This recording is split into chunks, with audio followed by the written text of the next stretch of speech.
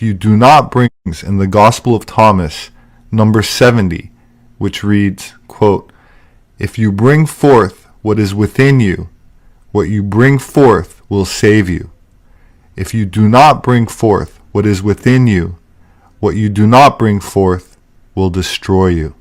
Okay, so you're gonna hear it again. I mean, you just heard also fucking kind of goes off what I just said, to be honest. But if you bring forth what is in you, you will have success. You will, I forget how they worded it. And if you do not bring forth what is in you, it'll destroy you. Wow, that's brutal. That's awesome. It makes perfect sense. There's something within you that you have to offer society that you can also make a profit out of, that you can also be successful doing, okay? If you bring that fucking forth, you are not only going to be happy, you're not only going to be working at something that feels great to go to work every day, time flies by, but you'll also be making a profit and be able to sustain your life and become super, maybe even uber successful. And I say Uber as in, the company Uber, because Uber has been very successful. But the point is, if you bring that forth, you will be successful. You will have success. If you don't bring that forth, it'll destroy you. How will it destroy you? Well, you'll be at home wishing you've done something more in your life. Wishing that, I shouldn't have stayed at this job whenever I got out of high school, instead of fucking doing a college degree and saying, well, I'll do it next year. And instead of saving up money to go to school, you kept putting it off. And then, you bought a new car to help yourself feel better, maybe. Because other people get new cars. And you bought a home, which isn't a bad thing, but you bought a home, and then you have to keep staying at your job, but you never get to do anything you love with life. Because, technically I have a home, and I have cars too, so I get it. But is that going to bring me ultimate happiness? When I die, am I taking my house with me? No. But to live forthrightly, to have a successful job that when I work, time flies fucking by, and I feel great about what I do. Plus, on top of it, I'm making a profit. Plus, on top of it, I sustain my way of life, and I'm happy, and I'm serving other people. That's worth living for, okay? Having to work a job, pay for your house is great. Having something to give your kids when you pass away, it's all great. All that shit is great. It's great. But if you go to a job every day that you fucking hate, is it really fucking worth it? You're not supposed to take care of yourself. You want your kids to be successful as well, but, and I'm not putting that down. Working a fucking job, especially a good paying job, afford your house and kids and have fun on the weekends and go for trips, that might be the thing you want to do, and that might be what makes you most excited. So you've learned to control your spending, and you save, and then 2 or 3 months out of the year, even if it's only 2 or 3 weeks every once in a while first, you get to go on vacation and do whatever the fuck you want and live like you're a fucking rock stars or whatever, or like fucking royalty. Then who am I to fucking judge?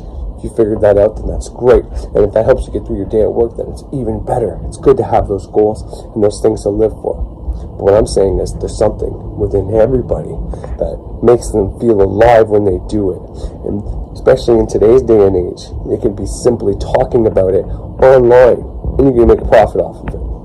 But I don't think there's anything out there, that thing, whatever they have inside of them that makes them feel alive. Everybody's got it. Okay, everybody's got it. I'm almost certain that you can find a way to sell it, make it profitable, or do something around it. Might not be the exact thing, right? Like there was a kid, this is an example from Frederick Xavier a long time ago. There's a 9-year-old doing reviews on toys, making millions on YouTube, okay? He's probably not 9 anymore, he's probably like 15, probably doesn't do it, maybe it's video games now, who the fuck knows? But, Frederick said, I'm sure he loves playing with the toys more than he likes doing the review. However, he found a way for what he's passionate about to make that a job. So he's passionate about playing with these toys. Well, he figured out that if he talks about these toys online, parents see it, they know what a 9-year-old kid likes, 10-year-old kid likes, 11-year-old kid likes, and they go buy it. Kids making millions off fucking just ad revenue.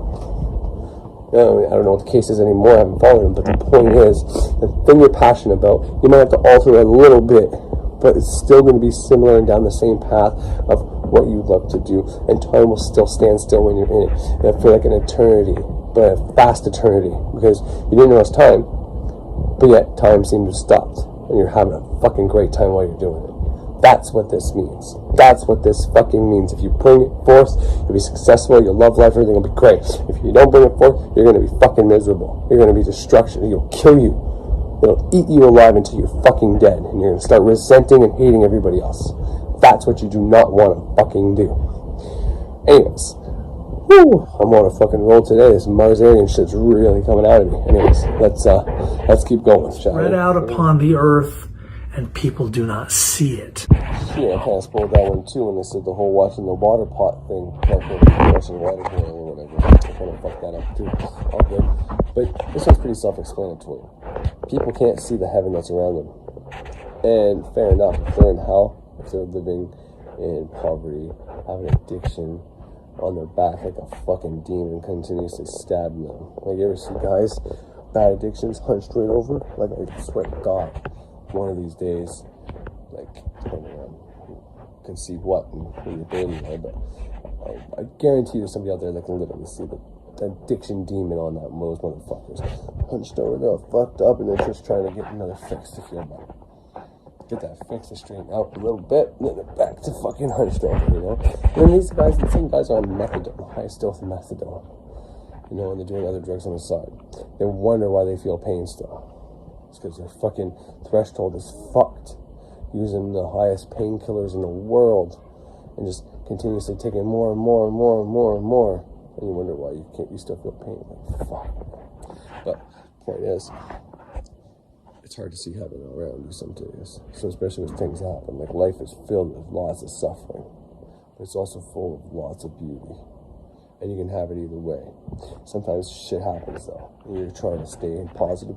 You're trying to be in good spirits. You're trying to be happy. Sorry, I think someone's about to cry downstairs.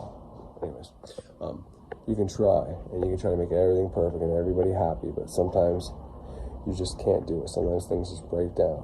Me and my wife last night got in a fight. Things just break down sometimes, and you have to be willing to fix them, and then you can recreate and go back to that heaven place that you were at. It's possible. Sometimes you have to bring down, your expectations too. I'm not saying to not have good expectations, high expectations. That's great, but realistically, sometimes if you look around, it's like, you know what? Yeah, there's some bills that are behind, but my whole family's fucking healthy, and I got my house and it's paid for, or paying my mortgage, and got my cars, and we got gifts for under the tree for the kids. I mean, might not got everything they wanted, but they got the majority of what they wanted, and everything's pretty fucking good. It's just like, well, sometimes you just gotta see the heaven that's around you. Fucking tearing up, I don't even know why. Sometimes you just gotta be able to see the heaven that's already around you and see how fucking blessed you are. And that is kind of what I meant by I don't mean reducing your expectations in a fucked up way, but I just mean like realizing what you already have. And when you know you already have a lot, and you know you're already blessed, then you'll get more blessings. I think there might even be a passage in there about that. Maybe that's what I'm drawing on. But anyways, all right, I'm probably gonna wrap this bitch up, so it's getting pretty long.